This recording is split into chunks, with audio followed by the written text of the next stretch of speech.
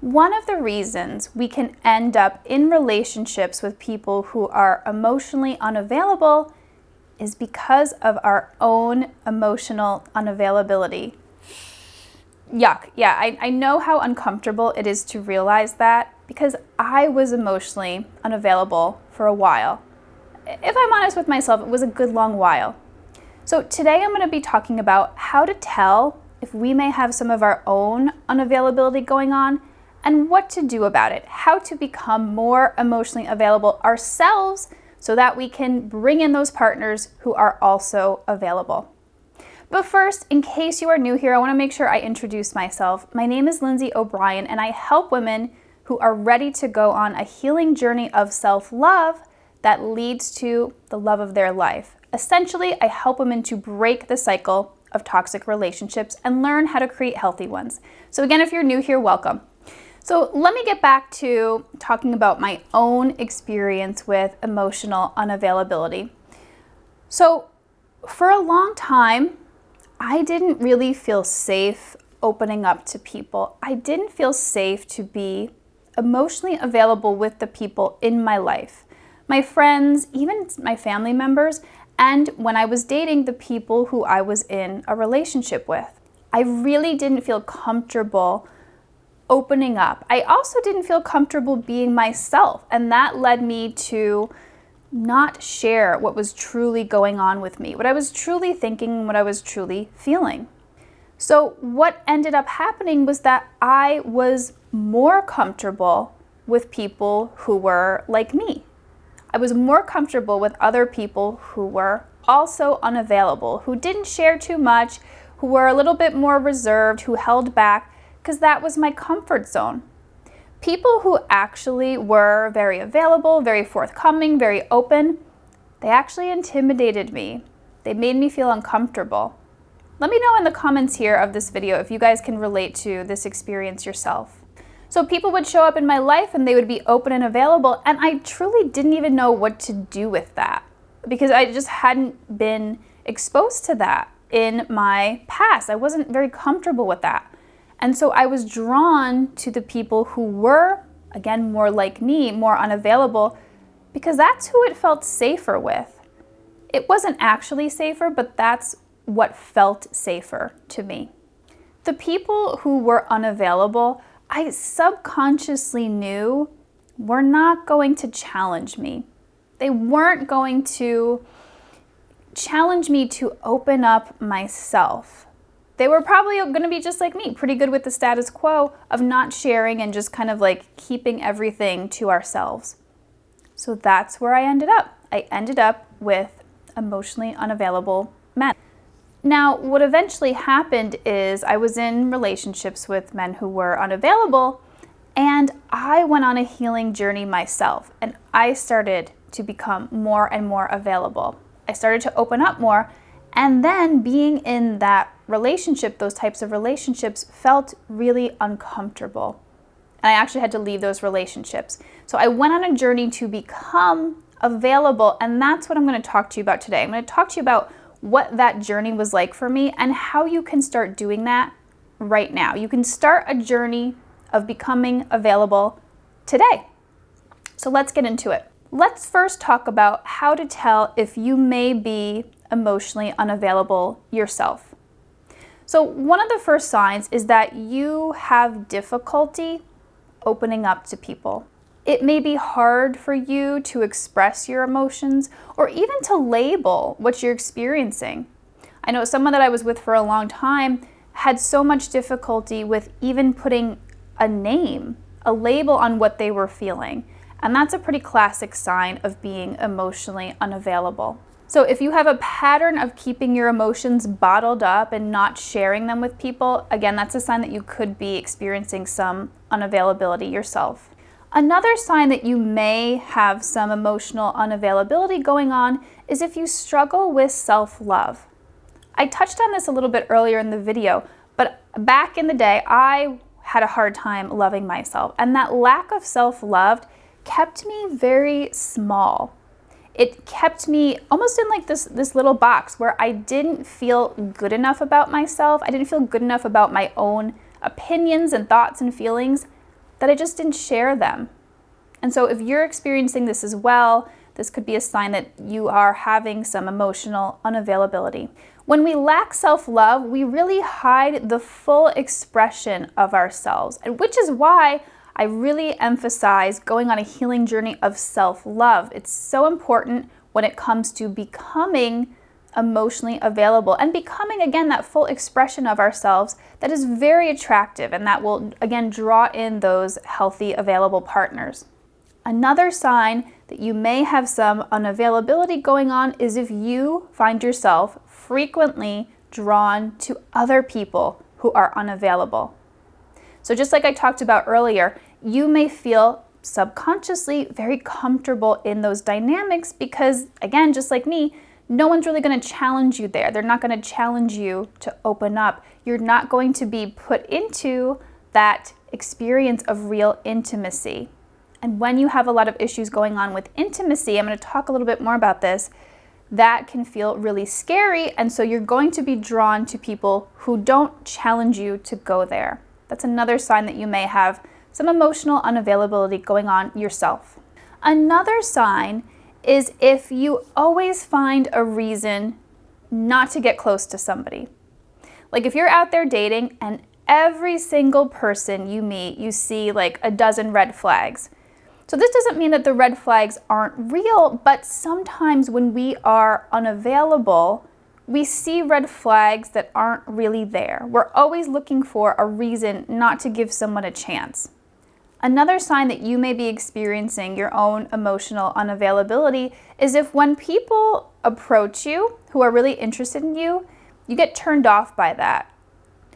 I experienced this a lot when I was younger. This was one of the things that clued me into, okay, yeah, I think I might have something going on.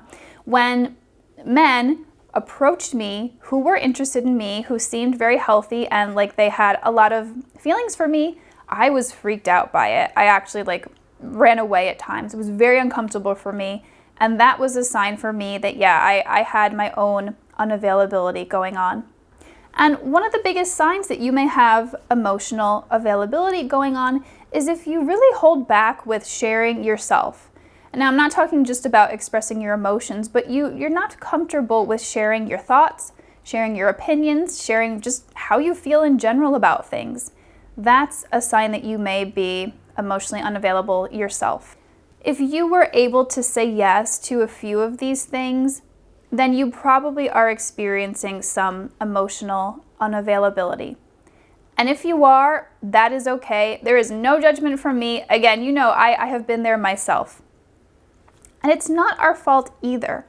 The reason I make videos like this is so that we can identify what's going on and work to heal it and shift it. But this is, again, not our fault. We don't become emotionally unavailable out of the blue.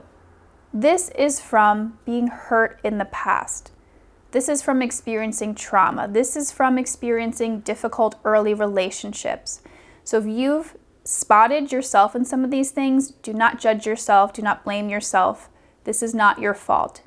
What healing is, what self-growth is seeing these things and saying, okay, I see them, I notice that this is there, I'm not going to judge myself, it's okay, and now I'm going to work towards shifting it. Now I'm going to work towards healing and growing so that I can have all the things that I want in my life. And if you're here watching this channel, you're probably interested in having a healthy relationship. I also want to mention here that if you yourself notice that you're drawn to unavailable partners, a part of what's going on here is familiarity. So let's say, for example, you had early experiences in your childhood with caregivers who were also unavailable. So what happens then is unavailability then becomes familiar. And so you are also going to find yourself being drawn to people who are unavailable because that's what you experienced when you were younger. Our little reptilian brains are wired to draw us to something that is familiar because it understands it that, okay, if this is familiar and it has not killed me yet, then that means it's safe. So that's what we do. We're drawn towards things that we've experienced early in childhood. So that's another factor that could account for being drawn to unavailable partners yourself. So the good news about all of this, the good news about being able to spot and identify our own unavailability is that now we can shift it. Now we can work towards healing it. So let's talk about that. How do we actually become available? Well, the first thing we have to do is understand that the journey from unavailability into availability is actually a journey of discomfort. What do I mean by that? Well, there's a reason that we've kept ourselves in this box of unavailability because it felt safe, right? It felt safe to stay in that box. If we're not sharing ourselves, if we're not sharing our emotions, if we're not sharing our thoughts, no one can judge us, no one can hurt us, right? But that also keeps us away from real love. It also keeps us away from intimacy, the very things that could be tremendously healing for us. We've put ourselves in that box of unavailability because being more open can be painful. It can be scary. It can be really uncomfortable. And so we've kept ourselves in that box to stay in our comfort zone. Because who doesn't want to stay comfortable, right? But staying in that comfort zone, again, also keeps us away from the very things that we want in our life. So the process of becoming available, it's not going to be a walk in the park. It's going to be uncomfortable. You're going to feel some stuff. That is the nature of what it means to become more available. You're opening your heart up. You're basically becoming more vulnerable with people, and that's uncomfortable. So if you're going on this journey and you're saying, all right, yeah, I'm being more open with people, and it's hard and it's scary, I would say, great, good job. That means you're doing it for real. It's not always going to feel so hard and scary, but in the beginning, yes, it will feel that way. And that means you're doing it right. That is what is supposed to happen. And I can promise you, it is worth all the discomfort that you're going through. Because once you get to the place where you can just be yourself, you can be open, you can share how you think and how you feel, it is such a fulfilling experience. It feels so good. And it actually ends up feeling safer than keeping yourself small. That's really a trauma response. What is truly good for us and what is truly safe is to share with people who are safe to share with. And like I said, you guys, I promise you, it's worth all the discomfort that this process involves. So how do you actually do this? So I highly recommend finding at least one, ideally more, safe people who you can start to open up with. So maybe this just starts with a therapist or a coach or a mentor, a professional that you're working with. That can be a great place to start. Maybe you have a good friend who's always been there for you. You just haven't tested those waters yet, but you trust them and they've been good to you and you think that they're a good place to start. If you're already in a relationship and it feels like this partner that you're with is a safe person to do this, you can start there too. And remember that this process of becoming more available yourself, this is a process of becoming more vulnerable with people. This is what real intimacy looks like. So if people are going to see you cry, that's okay. Because remember, like I said, when you start sharing, emotions will come up. You'll probably have tears. And again, that's okay. A safe person will completely understand that and will not judge you at all. Maybe they'll even cry themselves. Maybe they may have something that they want to share with you, and it can be an intimate healing experience for the both of you. So you find this safe person or people, and you start expressing your thoughts and feelings. Now, I'm not talking about diving deep into the most traumatic thing you've ever experienced here, but just start with something small. This is baby steps here. So start with maybe a difficult thing that you went through yesterday or even last week.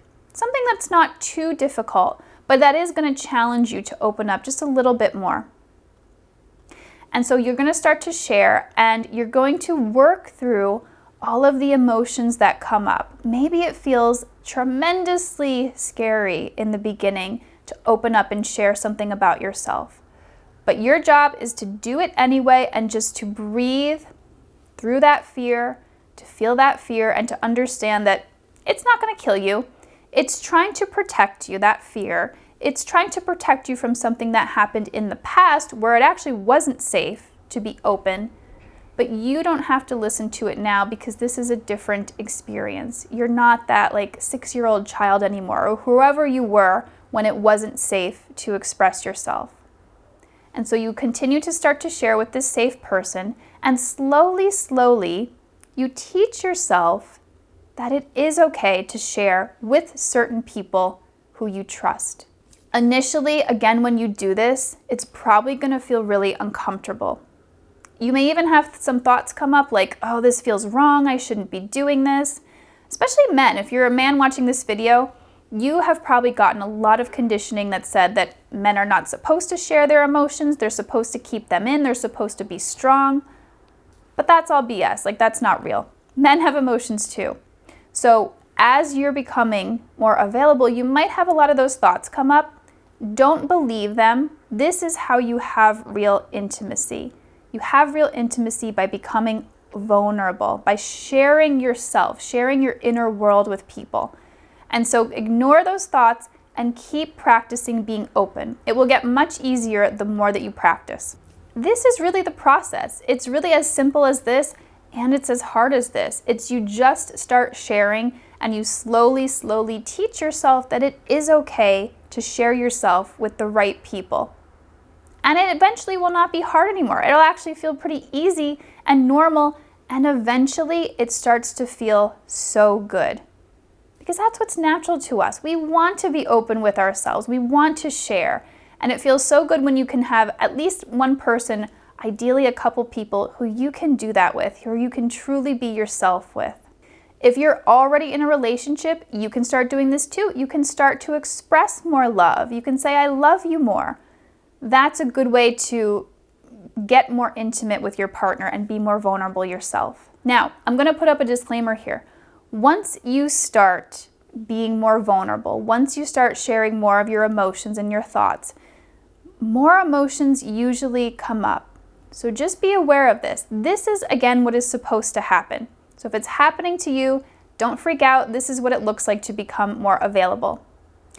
You may have some really uncomfortable emotions come up.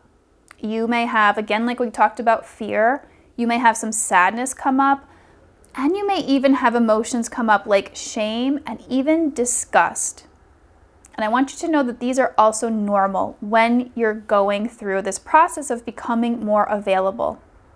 You may have shame about your own emotions. You may feel disgust at your partner because all of that conditioning that you had that was keeping you from being open, you can feel disgust at times that you're getting closer to your partner.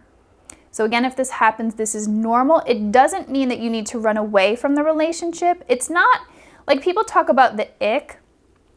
I don't consider this the ick. If you are going through a process of becoming available, it's natural for this stuff to come up. It's natural to go through a process of feeling a little bit turned off when you're entering into a relationship, or even if you've been in a relationship for a while and you're doing your own healing work. Now, it would be different if you're with a partner and this was coming up like for a long period of time. But if this is coming up for you, some disgust, just know that this is a normal part of becoming available. Stick with it. It most likely will pass. So again, don't be deterred if some emotions come up, if some discomfort comes up. Know that it's a normal part of this process and it will pass. So the most important thing you can do to become more available yourself is to heal. Heal from your past, heal your trauma. Because that trauma, all the things that we've experienced in our past, and you don't even have to call it trauma. Some people are uncomfortable with calling it trauma. You can just say the stuff that you experienced in your past, that's what keeps us in that box. And so once we heal from those things, once we release the emotional baggage, once we shift our beliefs about ourselves, we naturally become more available. That's really what happened to me. Like, I would never in a million years have thought that I would be a person who is showing up on video and putting myself out on YouTube to help other people. But I'm able to do that because I did all the work to heal from my past so that I can be myself. I can show up here for you and share with you what I know to help you heal. So again, when we heal, we release all this stuff that was keeping us small, all of those fears of being abandoned, all of those things that kept us very small and holding ourselves back, that naturally falls away and we feel more and more comfortable with just being ourselves and sharing what we think and feel. And this is so important because this is what people are drawn to. This is what people are attracted to. If you're wanting that healthy relationship with someone who is available, we've got to be available ourselves. We have to show up as ourselves. We have to say what we think. We have to share what we feel. It's very attractive. And you probably know, you're probably very attracted to people who are available, even if they make you uncomfortable when you get close to them, even if they scare you off a little bit. From a distance, they probably seem pretty cool, right? So this is very important work to do. When we heal, we also love ourselves more. And just like I talked about earlier, loving ourselves naturally helps us to share more authentically with the world. So this is one of the things that I help women with in my 12-week Living Free Finding Love program. I help the women in my program to release all the emotional stuff that is holding them back from being available, that is holding them back from just being the full expression of themselves. This is a highly customizable program. It's not a group program. You're not sitting there and I'm doing the same healing with everyone. No, this is specifically customized to you. The specific things that are holding you back. Maybe there was stuff in your childhood. Maybe something happened as a teenager. Whatever it was, we go in there and we release the energies that are keeping you scared to be yourself, that are holding you back from showing the world who you are and the amazing person that you already are within. When we do this, it often works miracles. I've seen people go from being so hesitant to share themselves to being really able to put themselves out there, and they find available partners. That's what happens. When we shift ourselves, we then become attractive to the people who are available. I also help my clients rewire the subconscious beliefs that are holding them back from being available. Specific beliefs like I'm not good enough and I can't trust anyone, or any variation of those beliefs, they can hold us back from sharing our truth, sharing our feelings. So I help them release any of the subconscious blocks that are holding them back from their own self-love. So the reason I say I help them to release the blocks to self-love is because the self-love, it's already there. No one is born not loving themselves. That happens to us through conditioning and certain painful events that block the self-love. So I help them to release that authentic self-love that's just hiding there beneath those layers of bad experiences or trauma. This makes a huge difference in our ability to be available, because when we feel good about ourselves, we naturally want to share. It just comes out of us. We don't have to force it. It just happens. And you guys, this stuff works. I've had so many women go from being unavailable themselves to getting into healthy, loving relationships. I actually just worked with someone who is now in the sweetest, most loving relationship. He even writes her love poems. It's so incredible. But this is the type of thing you can experience when you yourself become available. You can break the cycle of toxic relationships, which is really what I'm here to help all of you do. If you'd like to learn more about my work and book a call with me, click on the link to my website here in the description. If you'd like to learn more about how to spot emotional unavailability in other people, click here, and also click here to subscribe. I come out with at least one new video training a week to help you to break the cycle of toxic relationships and learn how to find real healthy love.